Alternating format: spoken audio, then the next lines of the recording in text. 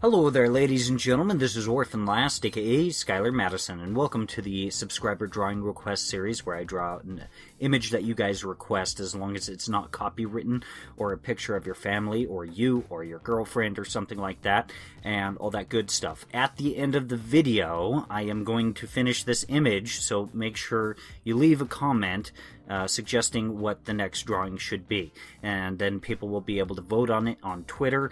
On Twitter, you can find me with the tag, I guess is what you call it.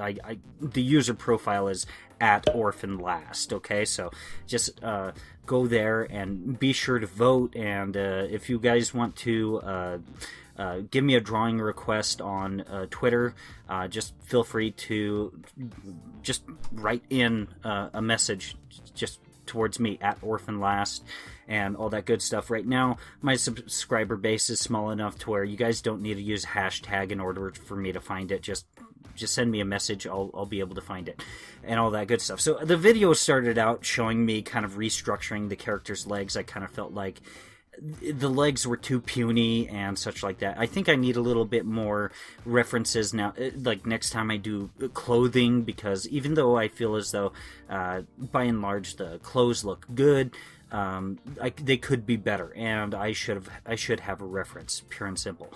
And I kind of redid a lot of the color work that I did as well. I'm not concerned about this little guy here and the details on him, because the man pug and that little guy that's getting squished are going to have a motion blur. Now, here I kind of feel like when I started to apply this soft airbrush, again, applying a gradient again, it was a mistake, I feel. I mean, not that it, like, I would have done this anyways at one point or another, but two things need to happen before you apply a gradient, and even though I knew that, I didn't know where to really start. It was only until I did this where I kind of got a color, a base color from a reference image, kind of a desaturated yellow, where I had a base color that it's like, oh, okay, and you know, I started to apply these lights and such like that, these sun rays basically coming right through the stained glass. That's something that I've always thought looked really, really cool, how the sun shines through stained glass. At this point, I have a light source established. I have my base colors down. It's at this point that I should have started applying those gradients on the pillars, but I caught myself to a point where like half of the image, or a little bit more than half of the image, wound up getting gradients when the light source was applied.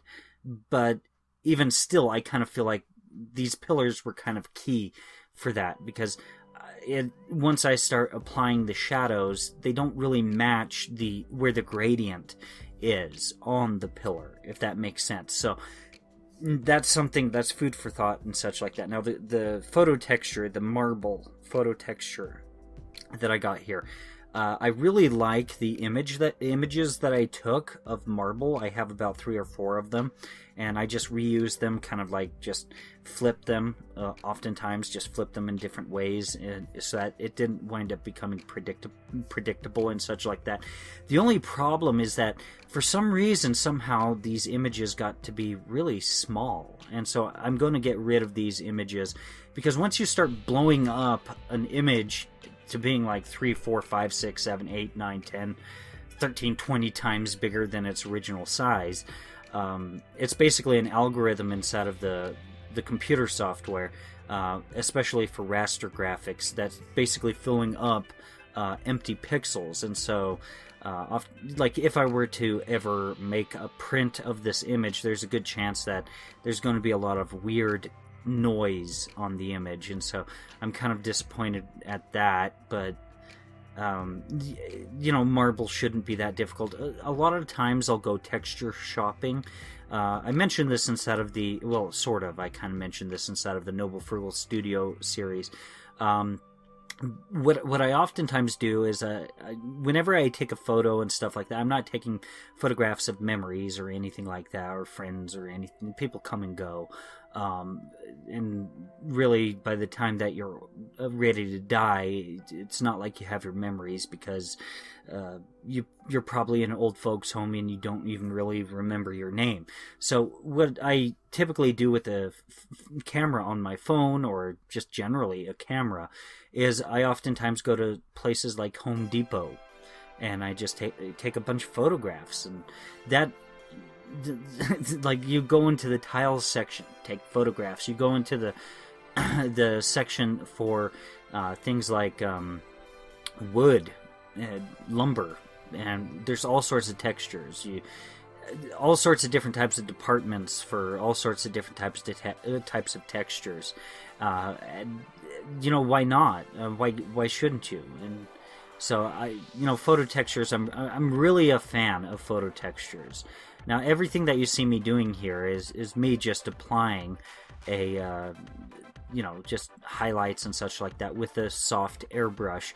And, I kind of wanted to get some rim light on some of those, Gothic arches, even though you can't really see them very well because I kind of shrouded them in darkness because they're so high up. And that's at least my thought process. They're so high up that they'd kind of be shrouded in darkness. And, there's supposed to be kind of a demonic feel to the image, I guess, or a darker feel to the image. So, I just kind of figured that would be fitting. Maybe this isn't necessarily, a Catholic church. In fact, I kind of don't want it to. That's the reason why none of the stained glass has any sort of religious connotations or anything like that. And I didn't want to put any upside down crosses or anything like that either. But the thought process is more so, okay, so this is more of a kind of a demonic church or something. I don't know. That was kind of the thought process. It wasn't like something that was set in stone. It's just I didn't want it associated too much with religion. It is the thing where, while still kind of the drawing request was for something demonic. So, it's kind of like, okay, kind of need a humor to things, But then again, it's kind of hard to serve two masters. It's kind of impossible. So, there you have it there. So like I said, I just kind of started fresh with a lot of the coloring with the image. And so you see me kind of coloring the pug dog's face again. And one thing that I've got to commend Krita for about is they did a really slight adjustment to customizing the brushes. And even though it's safe to say that I still don't understand everything with the brushes, it's safe to say that they did a good job. They did a minor adjustment to it, and they did a hell of a job, a very, very good job at making this thing look amazing and function amazing. The ability to customize your brushes. I feel like I understand what I'm doing, because in the past you'd make a change and there was no feedback to let you know how the brush was going to behave from that point forward. And now I can see how the brush is going to behave with the changes with variously different dials and stuff like that. And yeah, here you see me kind of just using a soft brush, just kind of shading things a little bit. And also I wound up using a blending brush quite a bit as well. And near the tail end of working with the image, it's especially at that point that I kind of got sick and tired of kind of doing all this guesswork with blending modes and such. And so I watched the David Ravoy tutorial on blending modes again. And now that I have a little bit more experience working with blending modes and such like that, his tutorial is starting to make a lot more sense to me than it did initially with the Noble Frugal Studio series. And the thing is, I think what he's doing a lot of the time, he has so few layers, and I think that a lot of the time what he's doing is he's merging all of his layers together. And me, having come from a Photoshop background, I'm so used to working with all these different layers because Photoshop has so many features that it allows you to work with a lot of layers, whereas Krita feels like it's a little bit restricting right now, is what it feels like. And so in order for me to use a lot of these blending modes and apply them without having a million layers all over the place, I don't want to contradict myself necessarily, where I'm used to working with a lot of layers, not a million layers. So Krita, it's like either you have only a few or you a whole crap load. And so what I wound up doing is I wound up duplicating all of the layers for the Pug Dog Man and merging the duplicate layers all together so that I could apply the blending mode to the brush directly and such like that. But the problem with that is you are walking into very dangerous territory whenever you do that, because any change is permanent. Like, yeah, you can press Control Z, but there's only so many times that you can press Control Z, and then you realize, oh crap, I ruined the image, or I ruined this portion of it. And it's kind of scary to be in that situation, because you might have to go back to something like your line work or a previous stage and copy and paste that section right back into the layers that I merged, and which I really didn't have to do at all for this image, by the way. But that's basically the fail-safe sort of thought process there, because I just didn't want to really risk it too much. Now here, blood, it just had to add blood, and I don't know, I don't have much experience making blood or I guess water puddles even, and so I'm just like, what does that even look like?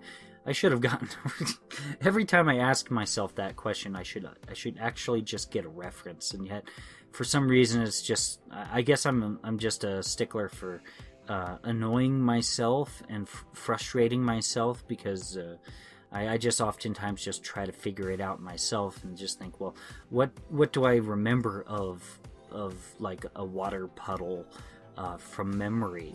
And yeah, that just turned the water puddle red, even though blood is thicker. And so that was just my thought process. Here you see me selecting the arm, and then I copy it, the arm and the little guy. I copy it and I applied a motion blur, and since it seemed to work really well, it's like, okay, it looks like there should be a splash. And so I create a splash, do a motion blur, well, duplicated the layer, did a motion blur and all that, and made sure that it blended well with the shadow and all that. And then at this point I just remembered, oh shoot, I forgot about that stupid crown. And so here I'm putting on the last little final details with the crown and all that good stuff, and all that. Now we're coming towards the end of the video. This is finished. It's not, I don't know, there's a couple things that seem like it's a little bit oversaturated here and burned a little bit too much there and all that. But overall, I look at the image and I just feel like, yeah, that image really kind of stands out. So since I'm finished with this image, make sure that you guys leave a comment down below that is suggesting what I should draw in the next video in the series, and I'll go about creating a poll on Twitter. Make sure you go there and vote. Make sure you leave a comment and all that good stuff. Just make sure that your suggestion is not copywritten. I got a lot of requests for Fallout 4 and a bunch of other little things like that. And I'm not going to draw Fallout 4. I'm not going to draw copywritten stuff. I'm not going to draw Superman. I'm not going to draw your girlfriend even. Just, think of something cool and I'll draw that. Anyways, guys, thank you for joining me. That pretty much concludes it for this video. If you guys enjoyed it, please like, share, and subscribe. And if you guys didn't like it, please like, share, and subscribe anyways. And if you guys would like to take a look at any of my other videos, feel free to click on any of them that are appearing on the screen right now. Thank you very much for your time.